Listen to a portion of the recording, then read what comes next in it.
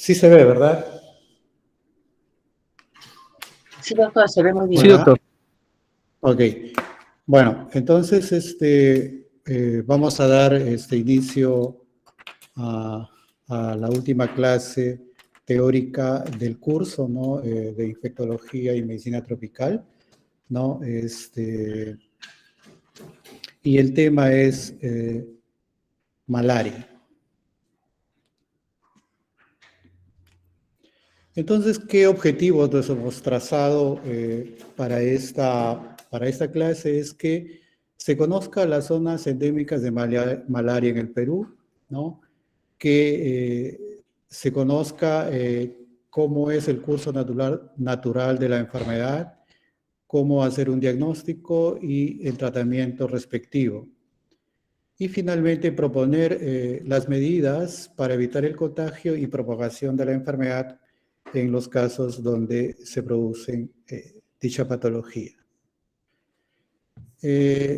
Como definición, malaria o paludismo es una enfermedad infecciosa que va a ser producido por los protozoarios del género Plasmodium, ¿no? Y que se va a transmitir por un mosquito llamado Anófeles, y esta enfermedad se va a caracterizar generalmente por el paroxismo febril, ¿no? Que también causa anemia, y en el examen físico podemos encontrar esplenomegalia. No olvidar, ¿no?, que esta enfermedad es prevalente y también ha habido una reemergencia, ¿no? Y esto debido a que en algunos lugares, ¿no?, hay ya resistencia a las drogas antimaláricas. La malaria es una de las enfermedades potencialmente mortales, ¿no? Y que se mantiene endémica en varias regiones del mundo, ¿no? Y estas son generalmente zonas tropicales. Afectan principalmente al hombre 6 tipos de Plasmodium, ¿no? Que los más comunes son generalmente Plasmodium vivax y Plasmodium falciparum en nuestro medio y a nivel mundial, pero también hay Plasmodium malariae, el Ovale valkeri y el Plasmodium novolexi, ¿no? El Día Mundial o para malaria es el 25 de abril, pero para las Américas es el 6 de noviembre. Entonces, la malaria sigue afectando a nivel mundial, ¿no? Afecta entre 3.200 millones de personas, ¿no? Habitan en alguna área donde hay de riesgo de transmisión para malaria, ¿no? Más o menos se infectan en el mundo 400 a 500 millones de personas con paludismo, y la mortalidad puede llegar entre 2 a 3 millones de muertes al año, perdón, y generalmente ese se debe por el Plasmodium más letal, que es el falciparum. Pero la zona más afectada es la zona africana, que se llama la zona de subsahariana, es la zona más afectada, así como el sudeste asiático, y en Sudamérica o en las Américas en forma general es la parte de Brasil, ¿no? Donde son zonas tropicales, ¿verdad? Y también todo Centroamérica. Entonces, en esta área africana se concentra el 75% de los pacientes afectados por malaria y representan el 90% de las muertes por plasmodio. Entonces, esto solamente para recalcar algo importante, ¿no? En el África, 1 de cada 5 muertes en niños se debe al paludismo, ¿no? Y se calcula que más o menos un niño en el África va a tener entre 1.6 a 5.4 episodios de fiebre palúdica por año, ¿no? Imagínense eso, ¿no? Cada 30 segundos se muere un niño por paludismo en el África, ¿no? Increíble, ¿verdad? Y en el mundo, si ya extrapolamos a todo, un niño cada 2 minutos muere por paludismo en el mundo, ¿no? Entonces, si uno lo ve, eso es algo terrible, ¿verdad? Entonces, esto es para resaltar en eso, ¿no? Y tener todavía la importancia de la mortalidad que causa esa enfermedad. Entonces, ¿por qué no, cuál es la dificultad para controlar el paludismo? Una de las dificultades es falta de financiamiento, ¿no? Y esta falta de financiamiento es lo que dificulta la accesibilidad a los instrumentos de lucha contra el paludismo.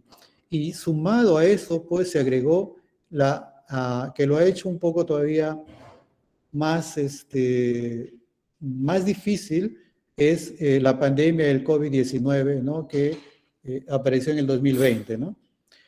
La OMS estima que una reducción del 10% en el acceso al tratamiento antipalúdico en África podría provocar unas 19.000 muertes adicionales. Pero si esta reducción va al 25%, serían 46.000 muertes adicionales, y si la reducción es del 50%, estas muertes aumentarían a 100.000. Entonces, las estrategias o qué ha hecho la OMS en el contexto de la malaria y el COVID, ¿no? Lo que primero es, ha puesto en manos a sus expertos para que realicen un seguimiento, ¿no?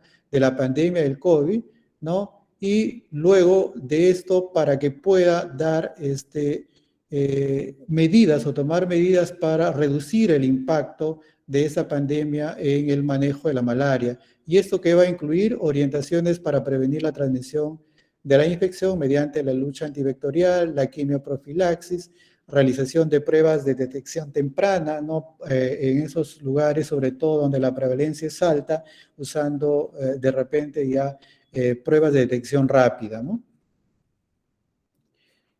Entonces, la pandemia del COVID-19, ¿no? Hizo que los países y sus socios, hablamos de países pues, que tienen alta prevalencia en malaria, ¿no? Y que muchos otros países también apoyan, a pesar que no tengan, sobre todo los países desarrollados que tienen organismos para ayudar a estos países, mejoraron, ¿no? La respuesta porque la OMS había pronosticado un escenario mucho más difícil para estos países, ¿no? Pero se organizaron y dieron una respuesta rápida y urgente, y enérgica, que hizo que el impacto no sea tan catastrófico como pensaba o predecía la OMS, ¿no? Pero aún así, ¿no? La pandemia tuvo su impacto, ¿no? Entonces, ¿cuál fue este impacto? Que, por decir, hubieron más de 14 millones de infectados con relación a antes de la pandemia. O sea, la prevalencia, el número de casos, perdón, subió en 14 millones y las muertes aumentaron más o menos en 69.000 entre 2019 y el 2020.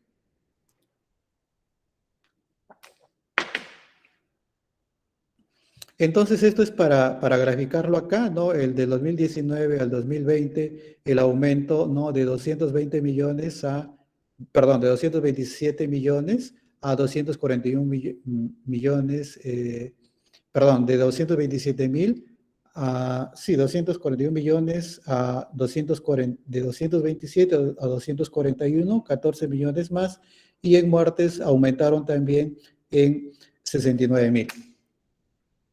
Entonces, ¿qué objetivos se ha tratado la OMS, la Organización Mundial de la Salud, para enfrentar o lograr contra la malaria, ¿no? Propuso 4 objetivos principales. Primero es reducir la tasa de mortalidad por malaria en todo el mundo, y lo va a comparar con el 2015. Entonces, para el 2020, ¿no? Supuso que va a reducir la mortalidad en 40%, para el 2025 en 75% y para el 2030 en 90%. De esto solamente logró reducir el 18% en cuanto a la tasa de mortalidad, es decir que no se alcanzó un 29%, un 22% del objetivo. La otra meta es reducir la incidencia de casos de malaria en todo el mundo, ¿no? En un 40% para el 2020 y las otras para el 2025-2030.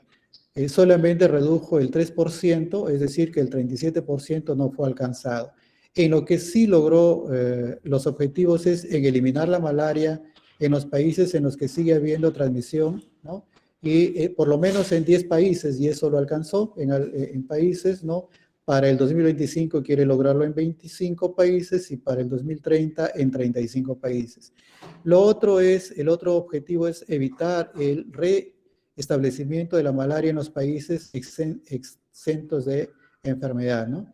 Y eso también ha sido logrado, ¿no? Una meta alcanzada y las otras metas, sigue teniendo esa misma meta para los países que logren ya no tener enfermedad por paludismo, ¿no? Hay que mencionar que un distrito o provincia de Loreto, ¿no? Se les otorgó un premio, el premio para las Américas por haber tenido una lucha efectiva contra la malaria, ¿no?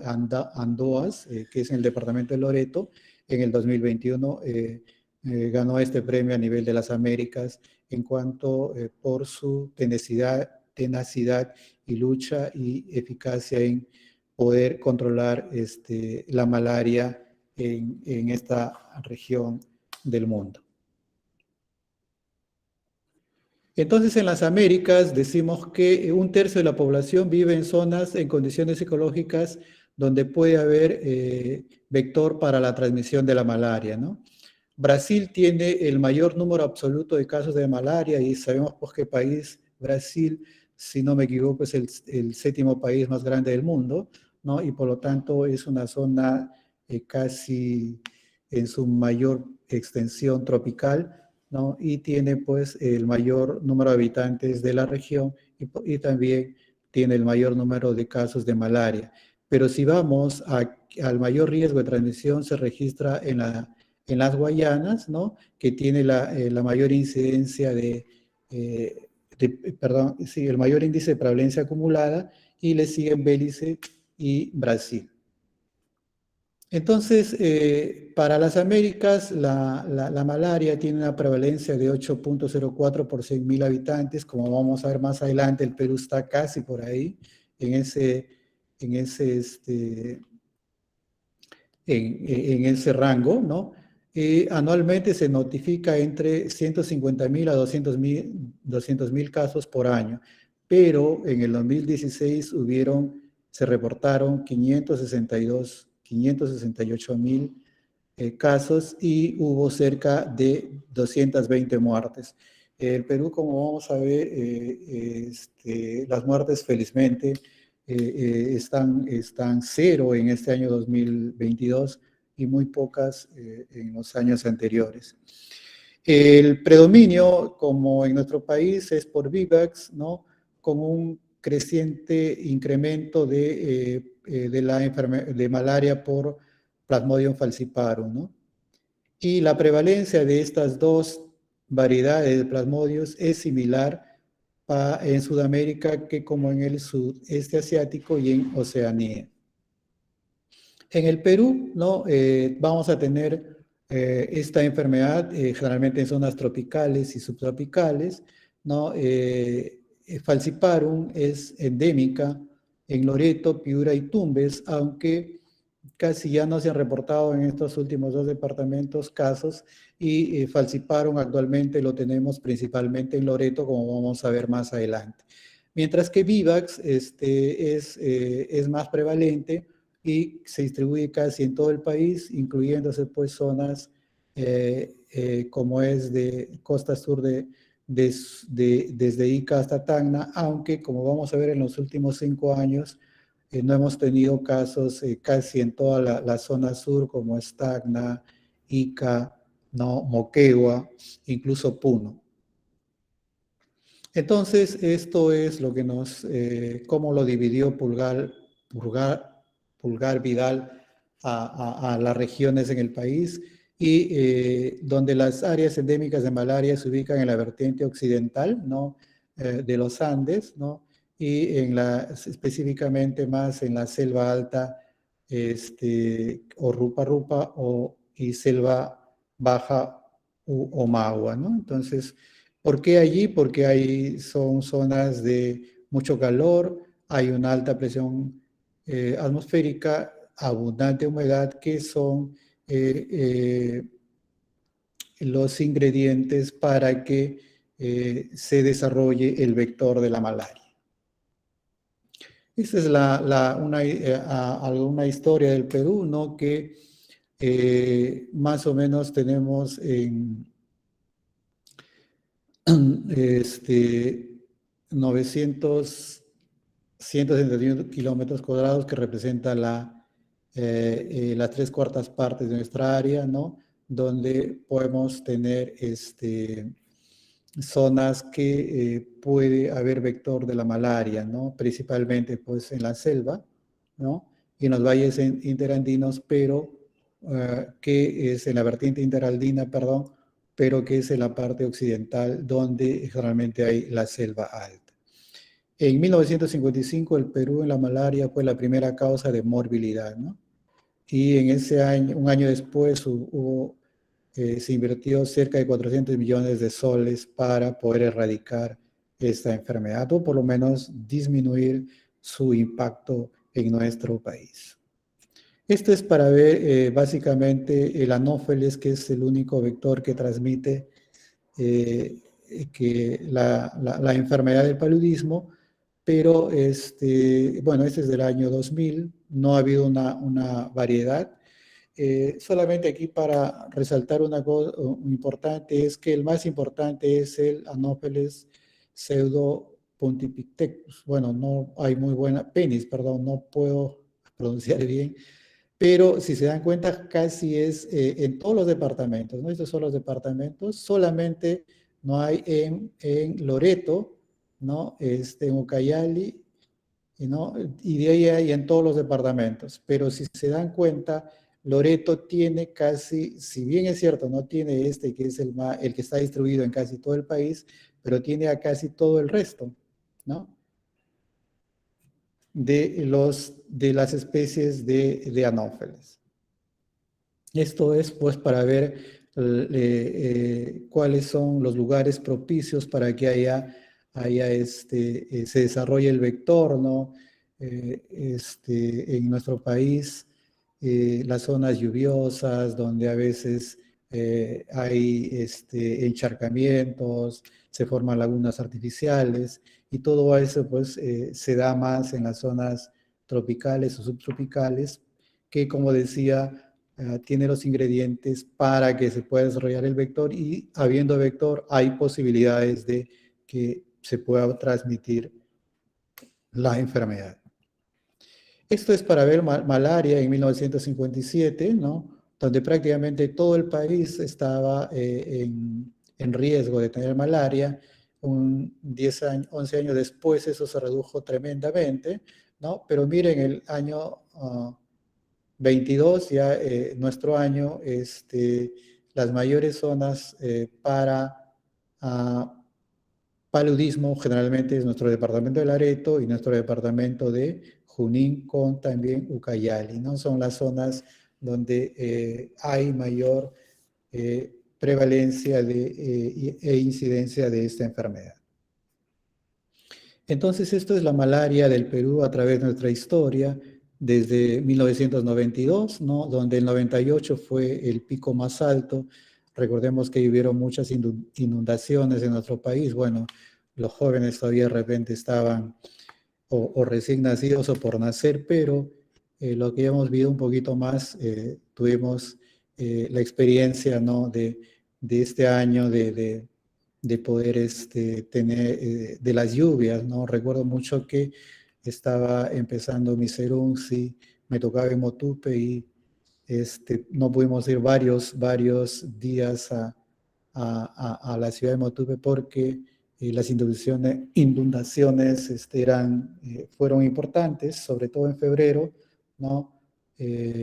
Incluso salió Moxe, que es solamente a la salida de Lambayeque, el río La Leche, y en Motupe y Olmos, pues, las lluvias fueron terribles, con inundaciones, salió el río Motupe, etcétera, ¿no? Entonces ahí hubo un brote, luego bajó tremendamente, y luego hay un brote también en el 2005, y este brote se debió a que en Iquitos también hubo bastantes inundaciones, y eso hizo que hubiera más densidad vectorial, y se produjo este aumento de casos, ¿no? Luego ha habido una disminución sostenida hasta el año 2011, y nuevamente de ahí ha comenzado a tener una subida, ¿no? Y eso sea a partir del 2016, el 2017, ¿no? Son los casos que se han dado hasta el 2022, y donde, como les había mencionado, felizmente no se han reportado defunciones por malaria. Esto es para ver, ¿no? Siempre los prevalentes en cuanto a estos dos importantes tipos de Plasmodium, Vivax y Falciparum, y Loreto ha sido siempre el que ha estado arriba, ¿no? Y seguido siempre por los departamentos de la Amazonía, pero aquí es importante el segundo departamento, Junín, ¿no? Junín hay que ver que también tiene una zona de selva alta, que es importante también, que es una zona donde hay alta prevalencia del vector, ¿no? Entonces, una de las formas de poder prevenir esta enfermedad es controlando la densidad vectorial, y eso es importante si uno quiere controlar la enfermedad. Esto ya es del 2017 al 2022, ¿no? Donde siempre Loreto es el mayor departamento, le sigue Junín, y como había dicho, mire, durante estos años no ha habido, generalmente en los departamentos del sur no ha habido casos, ¿no? No ha habido casos, no se han reportado casos en Apurímac, en Tacna, en Moquegua, ¿no? Y en Ica tampoco, y solamente se han reportado casos en Loreto, ¿no? En Ayacucho, Piura, también ha habido casos, ¿no? En los otros departamentos ha sido menos la prevalencia. Esto es el departamento importante de Loreto, porque, como habíamos mencionado, es el departamento con mayor incidencia de casos de paludismo, y sobre todo también es el más prevalente en este momento en caso también de paludismo por falciparum, ¿no? Y aquí está lo que habíamos mencionado, Andoas, que ha sido premiado en el 2021 por su lucha contra el paludismo, ¿no? Esto es según el tipo de malaria, ¿no? De que el Loreto es el más importante tanto para Vivax como para Falciparum, ¿no? En el 2022, ¿no? Hemos tenido de Vivax reportados hasta la semana 7, ¿no? En total, 2.454 casos, y con 1.971 casos de Vivax, ¿no? Que representan el 80.32% de los casos. Eso es para mencionar, ¿no? Lo que habíamos dicho, los 3 departamentos principales que han tenido paludismo en el 2022 ha sido Loreto, Ucayali y Junín, que más o menos en estos dos prácticamente departamentos, entre Loreto y Junín, ¿no? Representaron el 90.2% de casos de paludismo. Este es el falciparum, ¿no? que prácticamente solo lo hemos tenido en Loreto, ¿no? Esto es para ver por grupo etario, ¿no? De los casos que se han presentado hasta en el 2022, hasta la semana 7, ¿no? Donde la mayor prevalencia de casos está en niños menores de 11 años, ¿no? Importante, y esto, y que sabemos de 0 a 11 años que son etapas vulnerables, ¿no? Y luego le sigue los de 18 a 29 años. Pero entre los menores de edad de 0 a 17 años, prácticamente representa casi el 60% de todos los casos de enfermedad por malaria. Entonces, ya yendo al agente etiológico, ¿no? La orden de Eucoxetia, la familia Plasmoidae y el género Plasmodium, ¿no? El vector es el Anopheles, ¿no? Y el reservorio es el hombre. Entonces tenemos agente Plasmodium, vector Anopheles y el reservorio el hombre. Entonces habíamos dicho que hay 6 especies, de ellas las más importantes el Falciparum y el Vivax, y en el país ocasionalmente ha habido malaria. En el Perú no se han reportado casos por Plasmodium ovale, ¿no? El Plasmodium Vivax, perdón, el género Plasmodium, ¿no? Descrito por primera vez en 1880, pero su ciclo recién se ha conocido en etapas recientes, ¿no? Hace poco tiempo. Hay más de 150 especies, pero que al hombre solo parasitan las 6 mencionadas, ¿no?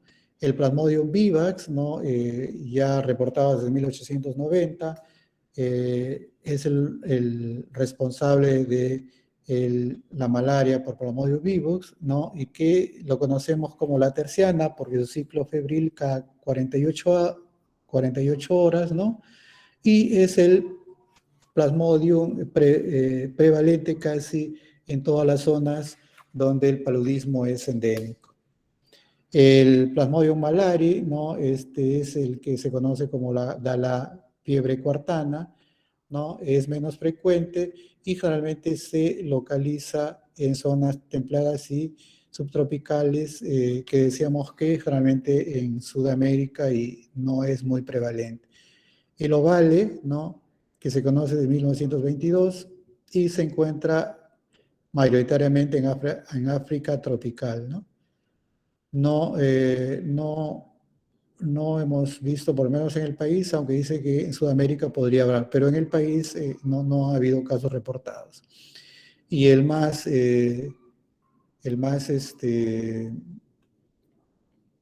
que tiene más letalidad y el que tiene, da los casos más graves, el Plasmodium falciparum, conocido desde 1897, entonces también da una fiebre terciana, ¿no? Es el que da a mayor gravedad, el de mayor gravedad, y algunos autores lo quieren situar como un género aparte, ¿no? Como el género Laveriana, porque tiene pues sus gametocitos ovoides muy similar a una salchicha y que son diferentes a los gametocitos de los otros plasmodios. En cuanto a su ciclo vital del plasmodio, se divide en la fase exoeritrocitaria, ¿no? En la fase eritrocitaria y en la fase esporogónica. Entonces, si vamos a esto, ¿cómo comienza una infección, ¿no? Lo primerito que va a haber es que en la saliva del Anopheles va a estar la forma infectante del Plasmodium, que es el esporozoito, ¿no? Entonces, este esporozoito que se inyecta al picar o al morder el Anopheles en la piel del humano, luego esto viaja hacia el hígado, y en el hígado es donde se va a reproducir en forma sexuada, ¿no? Va a formar lo que son los esquizontes, y los esquizontes son los que van a tener en su interior a los merozoitos, ¿no? Una vez que crece estos esquizontes, van a romper el hepatocito y se liberan los merozoitos, ¿no? Los merozoitos luego, estos merozoitos van al torrente circulatorio, ¿no? Y aquí puede ocurrir dos cosas. Este merozoito, que ya luego se convierte en trofozoito, puede ir nuevamente a ser un trofozoito maduro, ¿no? Formar nuevamente esquizontes en el eritrocito y luego se rompe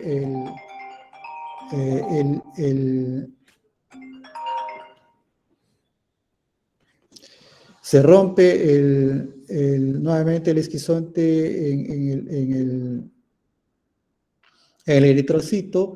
Nuevamente esto puede invadir nuevos eritrocitos y hacer nuevamente el ciclo. Pero otros tipos de trofozoitos va a convertirse en gametocitos, tanto masculino, el microgametocito,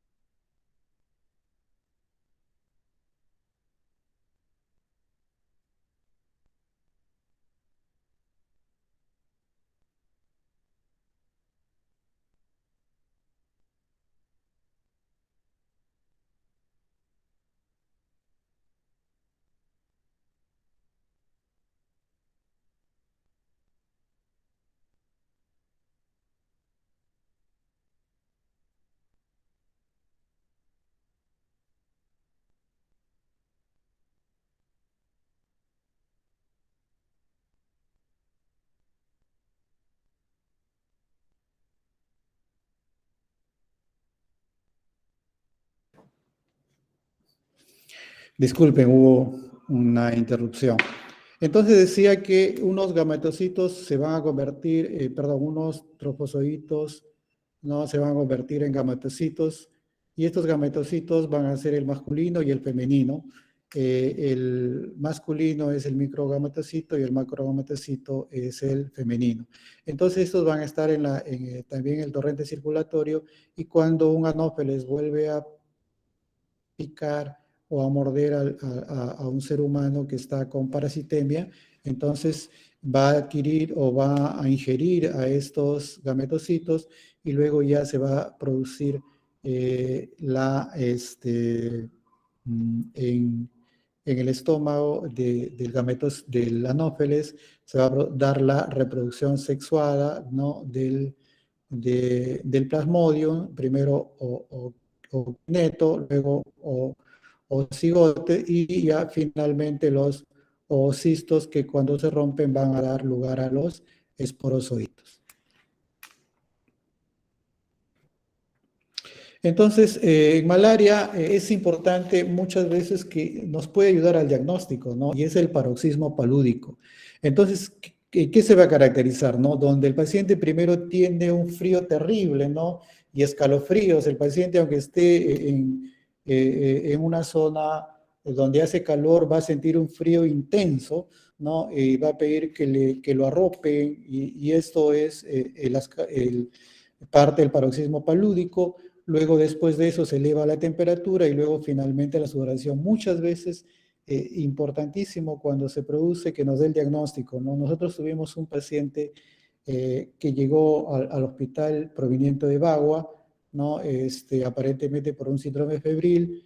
Pensamos en paludismo, pero siempre que mandamos para la gota gruesa nos decían negativo, negativo, negativo. El paciente ya como estaba aparentemente tranquilo, dijeron, bueno, 2 días sin fiebre, al tercer día lo mando a casa. Entonces, pero hizo el paroxismo palúdico, ¿no? Con un terrible, decías que quería frazadas, abrigarse, los escalofríos, ¿no? se elevó la temperatura y en eso pues insistimos, ¿no? En laboratorio y recuerdo mucho que estaba, bueno, ya el doctor falleció, el doctor, si no me equivoco, era Rasco, jefe de laboratorio, fuimos a hablar con él y nos dijo que él lo hacía, él iba a hacer, ver la gota gruesa y finalmente lo vio y identificó en la gota gruesa al plasmodium y dimos con el diagnóstico, ¿no? Entonces, es importante también cuando uno hace una gota gruesa que los que están, deben hacerlo aquellos que tienen de repente la experiencia suficiente para que algunos casos no los den como negativos porque no pueden identificar adecuadamente al plasmodium. Entonces, eso es importante, el paroxismo palúdico que muchas veces nos puede dar el diagnóstico. En cuanto al cuadro clínico que puede incluir una parasitemia asintomática, una malaria no complicada o una malaria severa. Generalmente la parasitemia, perdón, la malaria asintomática o parasitemia asintomática es más común en zonas endémicas y se presentan generalmente cuando hay menos de 5.000 parásitos por mililitro de sangre, ¿no? Pero estos, si bien es cierto, son asintomáticos, pero pueden ser fuente de infección para la transmisión de la enfermedad, ¿no? Entonces, a ellos hay una picadura por anófeles y pueden adquirir los gametocitos y luego desarrollar hasta la forma sexuada, hasta dar los esporozoitos y pueden ser fuente de transmisión. Entonces, cuando hablamos de malaria no complicada, ¿no? Se define como una infección sintomática, pero que tiene buena tolerancia oral y hay ausencia de los síntomas de malaria severa, ¿no? Puede dar inicialmente alguna sintomatología inespecífica, ¿no? Como malestar general, fatiga, fiebre, criodiaforesis, etcétera, ¿no? Hay que tener mucho cuidado en menores de 5 años, ¿no? Donde a veces se ha reportado crisis convulsivas, ¿no? Pero tener en cuenta que a veces solamente el hecho de tener una crisis convulsiva debe hacernos sospechar en una malaria cerebral que ya es una malaria severa. Entonces, actualmente se ha disminuido el tiempo de diagnóstico significativamente y es menos ya frecuente la presencia de la fiebre paroxística, ¿no? O a veces también se la interrumpe, ¿no? Los pacientes se sienten, o los familiares sienten un poquito caliente el paciente y ahí mismo le dan antipiréticos, ¿no? En pacientes con malaria no severa, ¿qué podemos encontrar, no? Fiebre, palidez, hepatomegalia, esplenomegalia y puede haber ya ictericia, ¿no? Y el laboratorio, pues en laboratorio podemos dar, si hacemos una gota gruesa, podemos encontrar ya el plasmodium y eso se llama parasitemia.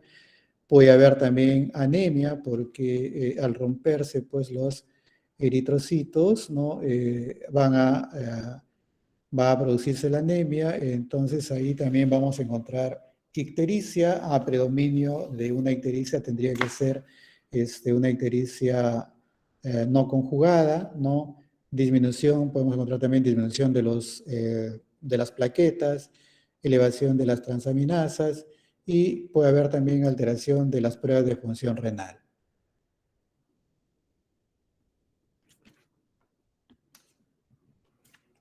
Cuando malaria severa, ¿no? ¿Cuándo sospechar, no? Sospechar cuando hay una alteración del sensorio, cuando hay crisis convulsivas, ¿no? Por supuesto, descartando otras patologías que puedan dar esto, ¿no? Como puede ser la hipoglicemia, ¿no? O un periodo posictal en un paciente que ya convulsiona, o también una meningitis o un TEP. Entonces, esta malaria severa generalmente se asocia con la infección por el Plasmodium falciparum, ¿no? Aunque en algunos casos podría también verse en Plasmodium vivax y en Plasmodium novellesi, ¿no? Pero es mucho, mucho menos frecuente, ¿no? Es importante saber también que la malaria severa puede dar hipoglicemia, sobre todo en niños, ¿no? Y en gestantes, ¿no? Pero una cosa que lo podemos diferenciar es que no da los síntomas clásicos de esto por otro tipo de patologías, como es la criodiaforesis, la piloerección o la taquicardia, ¿no? Por eso, al no tener estos signos de alarma, debemos hacer un control de glicemia, sobre todo cuando ya se ha producido una primera hipoglicemia, cada 4 horas un control de la glucosa, ¿no? Y la ruptura de vaso es frecuente, es una complicación, perdón, que se ha reportado en algunos casos por Plasmodium vivax, no en otro tipo de Plasmodium, de infección por otros tipos de Plasmodium. Entonces decíamos la malaria cerebral, ¿no? También asociada generalmente o principalmente a la Plasmodium falciparum, ¿no?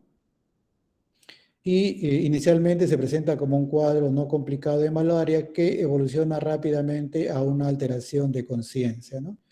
Se va a manifestar más como una encefalopatía que como cuadros de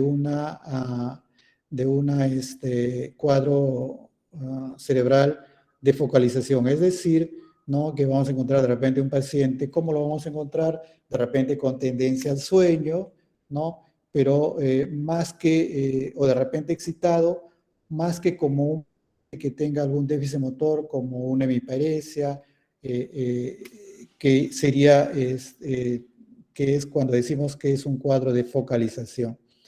Las crisis convulsivas en niños se presentan en un 60% y en adultos en un 15%, ¿no? Y que principalmente son generalizadas, pero en algunas ocasiones también pueden presentarse como crisis parciales, ¿no? Y esto sobre todo en niños. Al examen físico de la malaria cerebral es importante hacer el fondo de ojo. ¿Por qué? Porque cuando estamos sospechando, por supuesto, en una malaria cerebral, porque ahí podemos detectar o se puede ver afección de la retina y tenemos la conocida como la retinopatía malárica, que aunque es poco frecuente, pero es específica de malaria cerebral y un factor de mal pronóstico de la enfermedad. Finalmente, es importante recalcar que la mortalidad de malaria cerebral es elevada a pesar de que le demos un tratamiento, ¿no? Alcanzado 20% en adultos y 15% en niños, pero por supuesto, si no le damos tratamiento, la mortalidad prácticamente va a ser el 100%.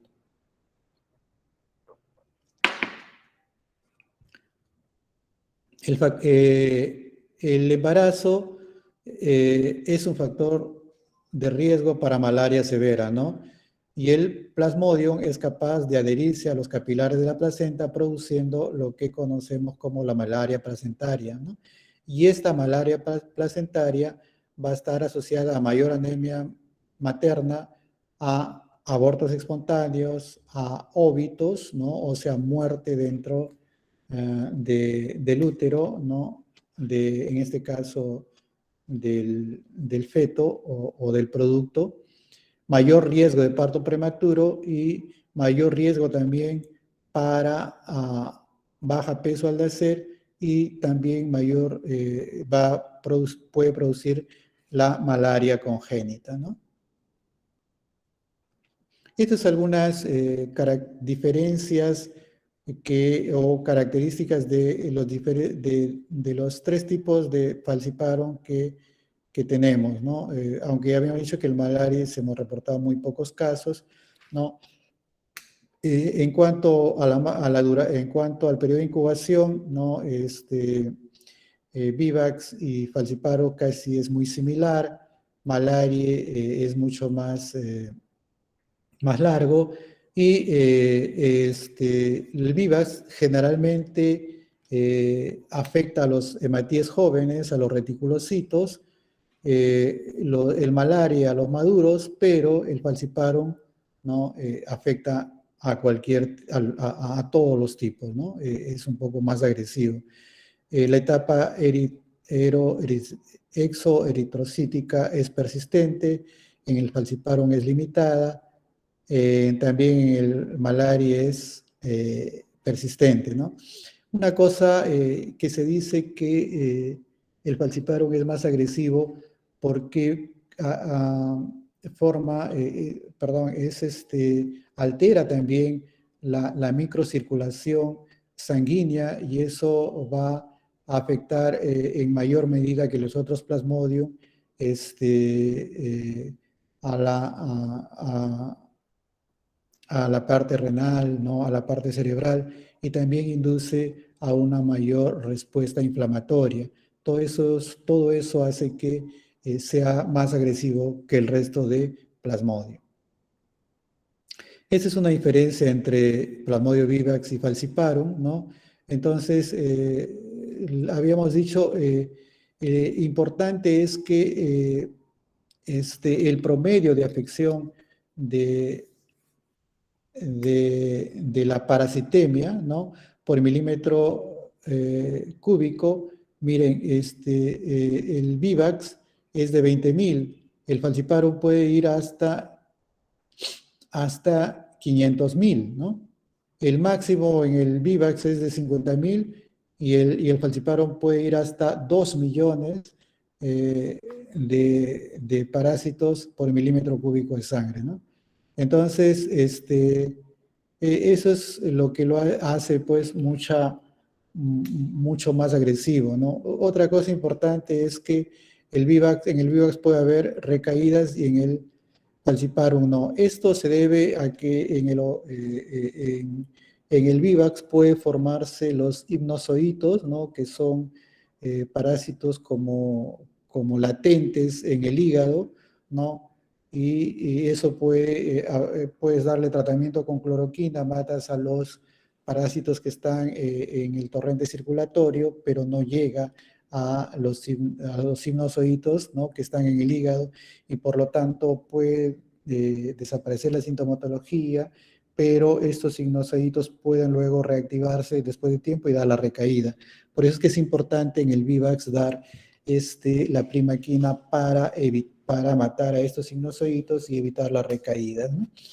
Esto es lo que habíamos dicho también, ¿no? Que el Vivax afecta generalmente a los reticulocitos, a los glóbulos rojos jóvenes, como son los reticulocitos, y el Vivax, el falciparum, perdón, es mucho más agresivo, ¿no?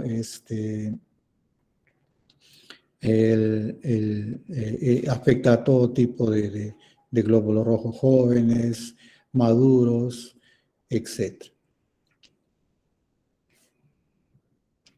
Estos son los criterios de gravedad para hablar de malaria grave, ¿no?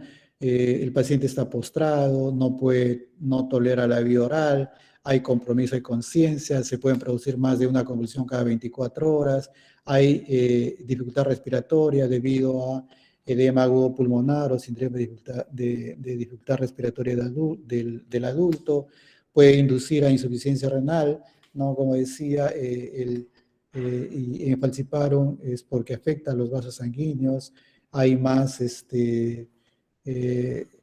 respuesta inflamatoria y esto puede alterar, dar la insuficiencia renal aguda, que se va a estar dado como se cataloga con menor de 5, la diuresis es menor de 5 mililitros kilogramo por hora, ¿no? Entonces, si hablamos de un paciente pues, de 70 kilos, va a ser menor de 35 mililitros por hora. Y la creatinina puede estar, pues, superior a los 3 miligramos por decilitro, y en niños la diuresis puede ser menor de 12 mililitros por kilogramo en 24 horas. Puede cursar también con hipoglicemias menor de 60, cae el hematocrito tremendamente porque hay destrucción de glóbulos rojos, hay muchos parásitos en sangre, ¿no? Más de 50.000 parásitos por mililitro, hay también glóbulos rojos con formas asexuadas mayor del 2%. Encontramos pues signos ya de sangrado, como puede ser una orina hematúrica o rojiza, ¿no? Hay ictericia importante, cae la presión arterial, ¿no? Aumenta la temperatura, cae también las plaquetas, ¿no? Y el paciente puede, con la falla renal, puede entrar en acidosis metabólica, que se va a medir por un pH menor de 7,25. Sabemos que el pH es 7,4 más menos 0,04, ¿no? Y el bicarbonato también cae, ¿no? El valor normal de bicarbonato es 24 más menos 2 y ahí lo encontramos en menos de 15. Bueno, el modo de transmisión, ¿no? Generalmente el modo de transmisión va a ser principalmente por la picadura del anófeles, ¿no? Que por supuesto está infectado por el plasmodium, ¿no? También puede haber la transmisión vertical y por transfusión sanguínea. En el Perú, los vectores ya lo habíamos puesto adelante, ¿no? El más importante casi en todos los departamentos que habíamos dicho es el pseudopuntipenis, ¿no? Y en Loreto más encontramos el Darlingui, y así es el tipo de anófalo. Entonces, para aquella transmisión, decíamos principalmente por los vectores, el anófele, también puede ser por transmisión sanguínea y puede ser también a través congénita, que es la malaria congénita, ¿no? De la madre, transplacentaria de la madre al recién nacido. El periodo de incubación va a variar de acuerdo al Plasmodium, en promedio de 8 a 30 días. El periodo de transmisibilidad son los pacientes no tratados o aquellos que no completan el esquema de tratamiento, ¿no? Que van a ser fuente de infección para los mosquitos, ¿no? Y estos luego, al picar a otra persona, le va a transmitir la enfermedad, ¿no? El mosquito, una vez que se infecta, permanece en ese estado infectante durante toda su vida, que es aproximadamente 30 a 45 días. Y en las bolsas de banco de sangre, el parásito puede permanecer infectante por un mes. Entonces, importante eso, que tener cuidado que cuando uno va a hacer una transfusión sanguínea, tiene que ser de un lugar autorizado, ¿no? En nuestro departamento son 3 los lugares autorizados: el Hospital Almanzor, el Hospital Las Mercedes y el Hospital Regional. Entonces, a veces, no solamente por la transmisión de malaria, sino por otro tipo de enfermedades infectocontagiosas, como puede ser VIH, como puede ser hepatitis. Entonces, ¿quiénes somos susceptibles al plasmodium para tener malaria? Todos los seres humanos. Sin embargo, la raza negra o africana es resistente al plasmodium vivax, ¿no? Y factores de riesgo para tener malaria es vivir pues cerca a irrigaciones, a criaderos naturales o artificiales de larvas, y en habitar en viviendas desprotegidas. La infección por una especie no protege contra las demás. La tasa de letalidad por malaria en nuestro país es menor del 0,1%, ¿no? El diagnóstico, el estándar de oro sigue siendo la gota gruesa porque lo puedes, es de más fácil, o sea, lo puedes tener en un laboratorio que solamente tengas un microscopio, ¿no? No necesitas cosas más sofisticadas. Y las pruebas serológicas no utilizan pruebas rápidas de diferentes volúmenes de sangre o plasma, y las especificaciones para ser si es positivo o negativo lo trae el kit respectivo, ¿no? Y las pruebas moleculares, que serían las más específicas, ¿no?, para el diagnóstico, pero su accesibilidad por costos y por infraestructura son muy difíciles de instalar en lugares donde es más prevalente esta enfermedad y básicamente podría servir más como estudio, ¿no? Para estudios, de repente, algún estudio dirigido. Entonces, ya me he dicho que la microscopía óptica es el estándar de oro para el diagnóstico de malaria. El frotis de gota gruesa es más sensible en la detección del plasmodio y el frotis de sangre fina ayuda a la detección y cuantificación de las especies de parásitos, ¿no? El frotis de sangre debe leerse inmediatamente, ¿no? Y si es negativo, no hace el diagnóstico de malaria improbable. Entonces habría que repetir a las 12 y 24 horas hasta completar un total de 3 series, ¿no? Para decir que sí realmente se descarta el diagnóstico de malaria. Estas son las ventajas del frotis, es una respuesta rápida del análisis, tiene la capacidad de cuantificar las especies, el cálculo del porcentaje de glóbulos rojos infectados en la muestra es de bajo costo, opción de almacenar la muestra, infraestructura simple de laboratorio, y los resultados tienen una precisión del 75% y pueden detectar hasta con una pequeña muestra de 20 mililitros de sangre. Las pruebas rápidas o serológicos, generalmente que usan tiras reactivas, ¿no? La ventaja es que el resultado lo tienes en menos de 30 minutos, ¿no? Y esto pues sería muy importante, sobre todo de repente en lugares donde hay alta prevalencia, con bajos recursos, como pueden ser las zonas alejadas, ¿no? Que podrían tener mucha ayuda en esa zona y de repente ya ser manejado solamente por los promotores de salud, ¿no? En esas zonas alejadas. Entonces, con el kit ya hacen el diagnóstico rápido y no necesitan ir con una grota gruesa hasta el microscopio. Las pruebas moleculares, como había dicho, su sensibilidad del 97% y su especificidad del 100%, ¿no? Entonces, estas son las pruebas de amplificación del ácido nucleico, ¿no? Basadas en reacción de cadena de la polimerasa. Pero como habíamos dicho que son muy costosas y además te dan el resultado en más o menos 10 días, ¿no? Entonces esto pues es lo que está en contra de eso, ¿no? Pero incluso imagínense que puede detectar a una parasitemia bajísima en la muestra que va a analizar. Eso es ya cómo se hacen las pruebas moleculares, ¿no? Ese es como se ve el plasmodium en un frotis, ¿no?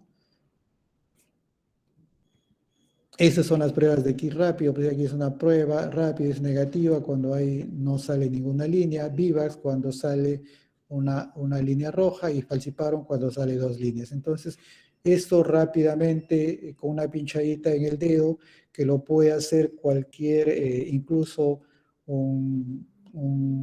le llaman promotor de salud, que incluso no puede ser ni siquiera profesional de la salud, simplemente alguien entrenado en la comunidad para que haga el diagnóstico y ya tener el entrenamiento, por supuesto, para dar el tratamiento. Es lo que se ha hecho en Andoas que había mencionado, ¿no? O sea, son zonas de repente muy alejadas donde no vas a tener el suficiente personal de salud para ir a todas las zonas, ¿no? Entonces ellos han capacitado a propios lugareños o de esas comunidades, por supuesto, a los líderes se escoge, y estos líderes podrían hacer estas pruebas rápidas para detectar el plasmodio y también les entrenan para darle el tratamiento adecuado que va a ser va a ser en esas zonas, va a ser vía oral, ¿no? Entonces, caso probable, definición de caso es toda persona con fiebre, escalofrío, cefalea y malestar general con antecedente de exposición o procedencia o residencia en áreas endémicas de la transmisión de malaria. Caso confirmado lo anterior, más una grota gruesa donde se vio el parásito o cualquier otro médico de diagnóstico de laboratorio, como puede ser PCR, pero habíamos dicho que la gota gruesa es el estándar de oro hasta ahora. Caso confirmado de malaria complicada es todo caso que ya del anterior, o sea que tenemos un caso confirmado y este paciente va a tener deterioro de conciencia, anemia severa, una parasitemia muy elevada o signos de una insuficiencia aislada o asociada de tipo renal, cardiovascular, hepática, pulmonar, etcétera. Y por supuesto que este paciente va a requerir una hospitalización inmediata y un tratamiento especializado. Especializado. Y muerte por malaria confirmada es un paciente que muere con signos y síntomas de malaria complicada y que esta, por supuesto, fue confirmada por diagnóstico laboratorial. Fracaso terapéutico de la malaria, ¿no? Es un paciente que está con diagnóstico confirmado de malaria, ¿no? Quien ha recibido la dosis correcta de antimaláricos, pero presenta deterioro clínico, recurrencia de los síntomas dentro de los 14 días siguientes desde el inicio del tratamiento, ¿no? Y esto en laboratorio le vas a encontrar que tiene una parasitemia elevada, sobre todo por masas sexuadas, y por supuesto de haber ya la sintomatología, tienes que haber descartado otras enfermedades que puedan causar esta sintomatología. Y brote es el incremento inusual y súbito del número de casos autóctonos de malaria por falciparum o vivax en un lugar y tiempo establecidos en un área endémica o en aquellas donde no se han reportado casos anteriormente. En cuanto a la notificación, vamos a pasar de frente acá. En nuestro país, ¿no? Los hospitales, hay hospitales, centros de salud, puestos de salud y otros, todos van a notificar en forma semanal hacia las cabeceras de red, que como se ha puesto acá, va a ser los lunes, ¿no? Estos cabeceras de red luego van a notificar los martes a las regiones de salud, ¿no? Se notifica los martes, ¿no? Y las oficinas regionales luego al nivel central que lo consolida los días, va a ser los días miércoles, ¿no? Esa es la forma de notificar en nuestro país. En cuanto a las medidas de prevención y control, hay medidas de prevención comunitaria y de prevención personal, ¿no?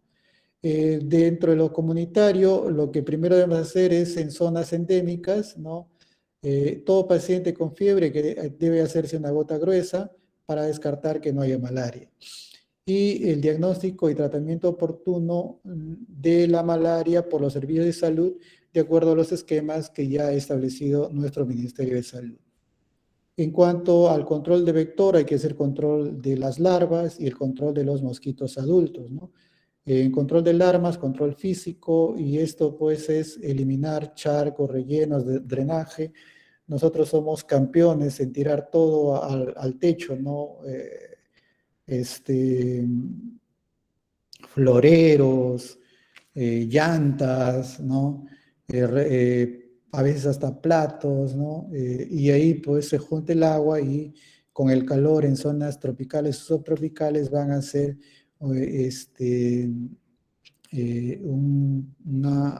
dar las condiciones para que crezcan, se desarrolle las larvas, ¿no?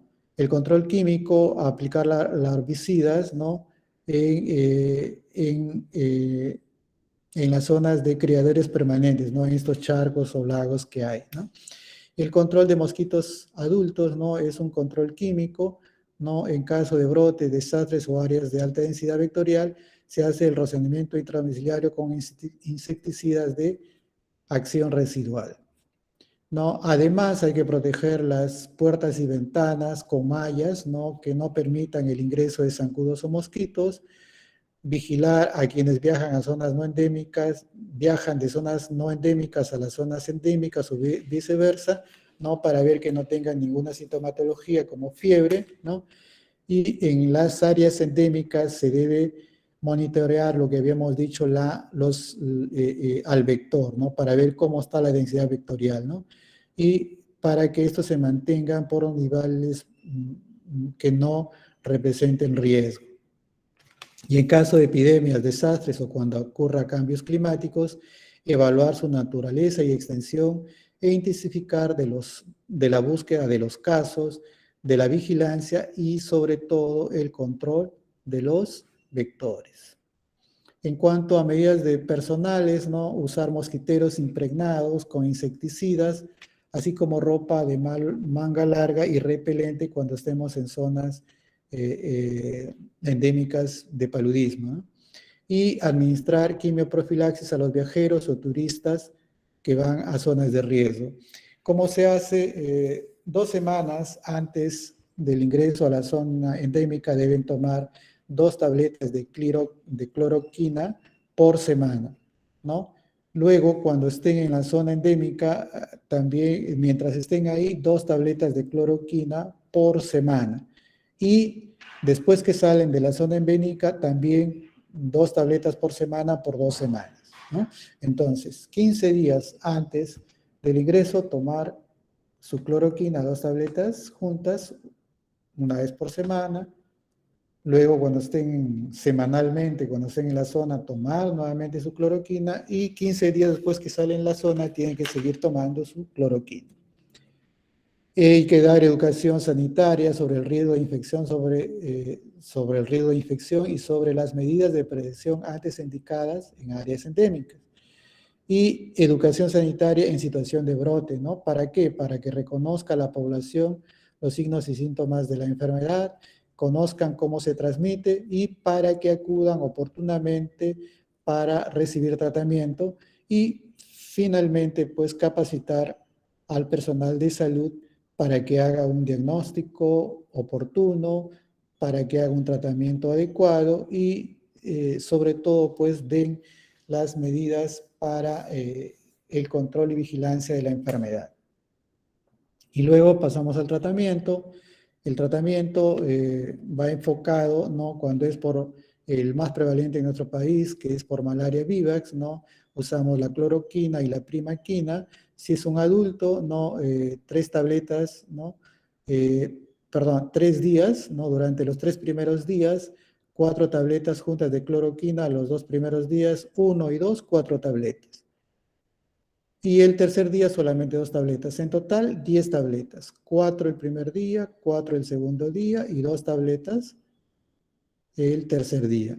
Y la primaquina, que la cloroquina va a eliminar a los parásitos que están en sangre y la primaquina va orientada a eliminar a los parásitos que se pueden estar en el hígado, ¿no? Y evitar las recaídas, ¿no? Si es de 15 miligramos la tableta, son 2 tabletas juntas, ¿no? Durante 7 días, desde el primero al 7.º día, ¿no? Y si es de 7.5 miligramos, 4 tabletas. En cuanto a niños, ¿no? Se da por kilogramo de peso, ¿no? 10 miligramos por kilogramo de peso el primer y segundo día y bajamos a la mitad, o sea, 5 miligramos kilogramo de peso el tercer día. Y la primaquina a 0.5 miligramos por kilogramo de peso durante 7 días y importante no administrar a menores de 6 meses. Esto es en cuanto al tratamiento para gestantes. En cuanto a gestantes, es el mismo prácticamente tratamiento que para la persona adulta, pero que se continúa con cloroquina, igual 4 tabletas el primer día, 4 el segundo, tercer el día, y después de esa primera semana se da 2 tabletas semanales hasta el día del parto. Y lo que no se da es primaquina. La primaquina se da después que la madre da luz, ¿no? Igual 2 tabletas, ¿no? Al día.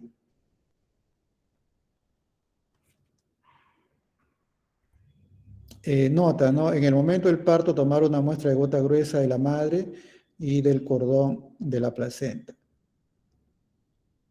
En zona endémica, efectuar controles de gota gruesa o prueba rápida de las mujeres gestantes en los controles prenatales. En cuanto es para malaria, malaria por Plasmodium malariae, ¿no? Aquí la única diferencia es que los 3 días se dan las 4 tabletas. En total son 12 tabletas, a diferencia que en Vivax es 10, ¿no? 4 tabletas los 3 días que se da de tratamiento, ¿no? Y en primaquina hay diferencia, se da solamente un día, es al tercer día 3 tabletas de 15 miligramos en una sola dosis. En niños, ¿no? Por malaria, se da igual que para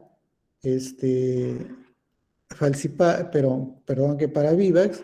La diferencia es en la primaquina, que se da 0.75 miligramos por kilogramo de peso durante un día, el tercer día nada más, ¿no? Y no administrar primaquina en menores de 6 meses.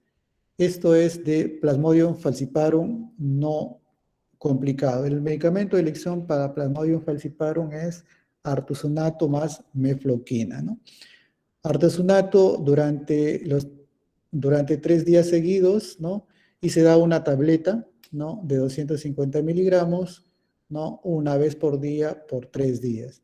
Y mefloquina de 250 miligramos, ¿no? 2 días. El primer y segundo día se da 3 tabletas por dosis, ¿no? Y primaquina, solamente una dosis el primer día, que son 3 tabletas, ¿no? Juntas por un solo día, ¿no? Y no se insiste mucho en eso, como habíamos pensado, porque generalmente el Plasmodium falciparum no forma los hipnozoides, ¿no?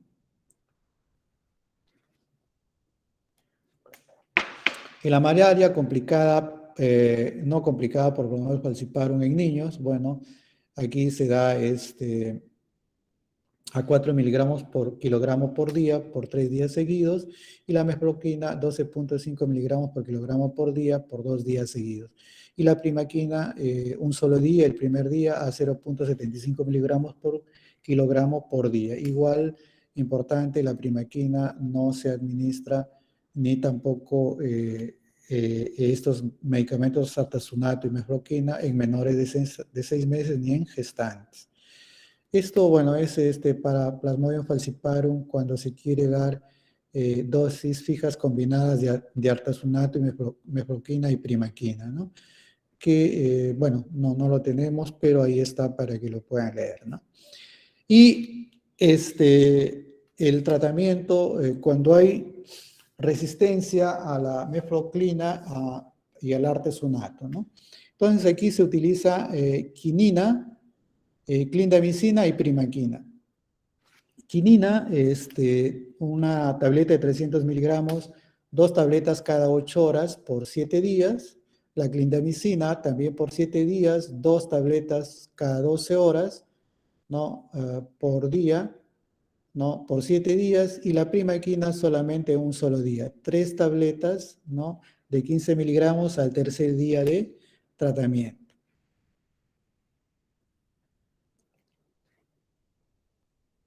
Esto es en niños, ¿no? Que se da por dosis de kilo, nada más. La única diferencia es que igual la quinina cada 8 horas, solamente la diferencia es que se da 10 miligramos por kilogramo por día, la clindamicina 10 miligramos por kilogramo por día cada 12 horas, y la primaquina al tercer día 0,75 miligramos por kilogramo por día. En cuanto al tratamiento de la malaria grave, es una emergencia y este paciente debe, por supuesto, ser manejado en una unidad de cuidados intensivos, ¿no? La mortalidad por enfermedad grave es de 10 a 20% a pesar del tratamiento óptimo, y cerca del 100% si no se trata, ¿no? En mujeres embarazadas, la mortalidad aumenta a pesar que le des un tratamiento adecuado, 50%, ¿no? Los medicamentos Disconblive para la malaria grave son derivados de la artemisina, ¿no? Como es el artesunato y el artemete. Y los derivados de la chinchona, como es la quinina y la quinidina.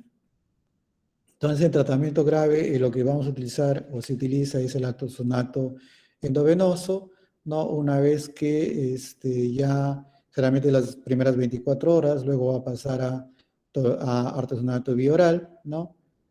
Y la dosis que se recomienda, ¿no? Está aquí indicado, 2.4 miligramos por kilogramo por dosis, a las 0, 12 y 24 horas, y luego ya cada 24 horas, ¿no? Pero siempre una unidad de cuidados intensivos. En caso no se disponga de artesunato, se puede usar quinidina con dosis de carga 20 miligramos por kilogramo, ¿no? Administrada durante las 4 primeras horas, ¿no? Y luego 10 miligramos por kilogramo, ¿no? Cada 8 horas, pero recomendando siempre que sea administrada en un tiempo de 2 horas, ¿no? Artemeter intramuscular, 3.2 kilogramos dosis inicial y luego 1.6 miligramos en caso no tengamos los anteriores, ¿no? Si el artesonato no se encuentra disponible, se prefiere artemeter intramuscular por encima de la quinina para adultos y niños. En cuanto a vacunas, ¿no? Para ir terminando, todavía no hay un consenso para usar las vacunas en forma mundial, ¿no? En forma en todas las zonas, pero ya en el 2019, 3 países, Ghana, Kenia y Malawi, introdujeron la vacuna antipalúdica RTS A01 de estos laboratorios, ¿no? En determinadas zonas mediante el programa piloto coordinado con la OMS, ¿no? Estos ensayos clínicos sólidos han demostrado, ensayos clínicos sólidos han demostrado que esa vacuna logra una reducción de casi 4 de 10 casos de paludismo en niños pequeños, ¿no? Entonces, pues, importante, habíamos visto la mortalidad, cada 30 segundos muere un niño por paludismo en el África, ¿no? Y ahí sí sería importante, ¿no? Y justo esos países están en esa zona, ¿no? De subsahariana, que se llama. Y las pruebas y la experiencia del programa servirán de base para futuras decisiones sobre la posibilidad de ampliar la distribución de esta vacuna, aunque no están libres de objeciones éticas. Y hasta octubre del 2020, casi medio millón de niños han recibido la primera dosis de la vacuna en los 3 países señalados, ¿no? Y más adelante pues se verá si ha tenido el éxito que se espera, ¿no? Pero la investigación sobre vacunas para el paludismo no cesa y esperamos pues que en no tiempos muy lejanos podemos tener vacunas ya que puedan ser utilizadas, sobre todo en esas zonas de alta prevalencia de la enfermedad. En cuanto a las conclusiones, diremos pues que, como hemos visto, la malaria sigue siendo una causa importante de morbimortalidad a nivel mundial, sobre todo en las zonas ya mencionadas como es el sur de África, el sudeste asiático, incluso todavía en algunos países de Sudamérica, ¿no? El diagnóstico temprano y la accesibilidad al tratamiento antipolítico es importante para disminuir el impacto de esta enfermedad, ¿no? Y el objetivo que se está trazando para disminuir el número de casos y lograr que en algunos países el reporte sea cero de malaria, será mediante políticas nacionales e internacionales, ¿no? O sea, ahí lo que quiero decir es que tiene que estar involucrado el país, tiene que estar involucrado para que dicte políticas nacionales que enfrenten de una manera efectiva la lucha contra el paludismo, ¿no? Y no está más, y siempre lo escuchamos decir, hay que reforzar el primer frente, ¿no? Contra las enfermedades y la prevención es importante, ¿no? Pero eso a veces de decir que hay que reforzar el primer nivel de atención no siempre está más en lo que repiten y repiten muchas autoridades. El hecho es de dar tanto la parte logística, la parte financiera, para que se pueda lograr eso, ¿no? Imagínense que la OMS ha hecho una estimación de 8.500 millones de dólares para poder lograr los objetivos, ¿no? Que habíamos mencionado, de reducir la mortalidad, reducir la morbilidad, lograr que algunos países ya no tengan paludismo. 8.500 millones de dólares es la estimación. Entonces, no es poco dinero, ¿no? Entonces, para eso, entonces, tienen que estar involucrados tanto los países donde hay donde tienen alta prevalencia de esa enfermedad, como también los países que pueden apoyar, ¿no? Los países del primer mundo que podrían apoyar para que se logren estos objetivos mediante la parte financiera, la parte logística, ¿no? Bueno, jóvenes, eso ha sido la charla de hoy. No sé si tienen alguna pregunta.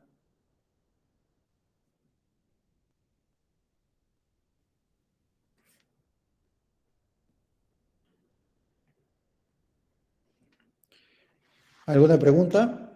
Creo que ya los cansé, ¿eh?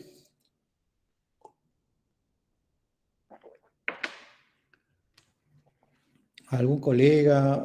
O si no, ya lo daríamos por terminada la clase y esperamos pues que en todas las clases que se han hecho con siempre el mayor énfasis o para que se pueda lograr los objetivos del curso, ¿no? Y poder ustedes más adelante tener, tener el conocimiento de poder enfrentar estas enfermedades contagiosas, ¿no? Creo que está más de decir, ¿no? Que la plana docente que han tenido es muy buena, ¿no? El doctor Ricardo Sánchez, el doctor Salazar, ¿no? Doctor Portilla, doctor Villegas, doctora Denise, o sea, es una plana realmente muy buena, ¿no? Y creo que eh, eso con ustedes sin dejar de mencionar de repente algún colega que me estoy olvidando, ¿no? Eh, este, han dado todo lo mejor para que ustedes puedan tener el conocimiento, adquirir el conocimiento y luego puedan vertirlo cuando ya sean los médicos que asuman enfrentar cuando salgan de la universidad a enfrentar a las enfermedades por las cuales puedan venir los pacientes, ¿no?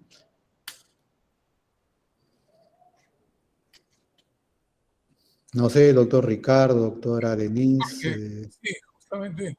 Yo podría, me permites, simplemente mencionar dos hechos interesantes. Mencionar que actualmente debemos dar gracias a Dios de que no tenemos casos de malaria en Tumbes y en Piura, donde generalmente teníamos anteriormente. Durante el fenómeno del Niño hubieron casos hasta en Lambayeque, en Olmos. Pero actualmente no tenemos.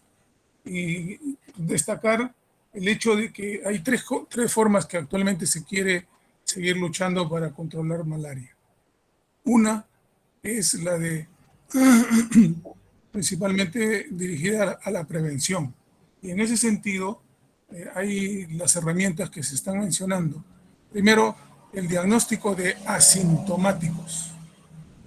Y esa es una de las tareas en que actualmente está epidemiología enfrascada, en detectar pacientes asintomáticos, que son los reservorios, y que controlándolos, así haya el vector, no va a tener el reservorio para contagiarse y transmitir a otro.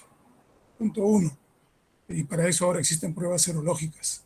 Y en ese sentido también la otra es la aparición de vacunas, que también sería una perspectiva buena para prevenir la infección. Y tercero, el control del vector, ¿no? Y en ese sentido son las situaciones que se está insistiendo actualmente y que pienso que tenemos que tener en cuenta si es que nos toca ir a lugares donde hay endemias, tratar de prevenir que haya más pacientes infectados. Eso nomás, Jorge. Gracias, doctor. Buenas tardes, doctor. Disculpe, quería realizarle una consulta. A ver.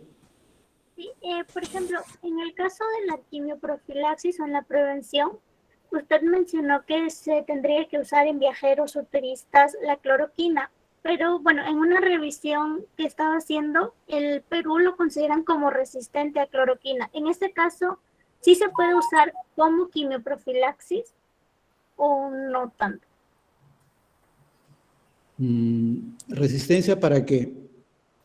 Según el mapa que estaba revisando, el Perú tiene resistencia a cloroquina. ¿Pero cuál plasmodio? A eso no señalaba. En este caso depende también de ese punto. Claro, porque en la quimioprofilaxis generalmente hasta ahora es con la cloroquina, ¿no? Pero si hay resistencia, generalmente es más ah, por falciparum, ¿no? En este caso, bueno, no sé si tendría que ese paciente tener otro tipo en esa zona tendrían que haber otro tipo de prevención de repente, ¿no? La verdad que otro tipo de prevención, no sé, el doctor Sánchez si tiene algo que hacer con artesunato, con mefloquina, por lo menos yo hasta donde yo he leído no he encontrado que haya por mefloquina o artesunato, que sería, ¿no?, una alternativa. De acuerdo, Jorge. Generalmente la quimioprofilaxis para Vivax es la cloroquina. Y generalmente acá en Perú no tenemos resistencia a cloroquina para Vivax, pero en Plasmodium sí. O sea, tratamiento para Plasmodium falciparum, pero ahí sí se tiene que usar el tratamiento con mefloquina artesunato, ¿no? En ese sentido, de primaquina. Ahí se da tratamiento. Muchas gracias, doctor. Muy bien. Muy bien, no sé, el doctor Sánchez, bueno, desde él todavía hay un seminario, ¿no? Sí, todavía falta para despedir el curso del próximo seminario, el jueves. Ok, listo, doctor Sánchez. Previo al partido. El partido, ¿no? Previo al partido. Esperemos tener suerte en el partido. Sí. Muy bien. Entonces, muchas gracias a todos. Gracias, doctor Sánchez, doctora Pajuelo, alumnos, y ya de aquí nos veremos en el seminario. Muy bien, buenas tardes. Muchas gracias, doctor. Buenas tardes. Hasta luego. Buenas tardes con todos. Muchas gracias. Buenas tardes, doctores. Gracias. Gracias, doctores.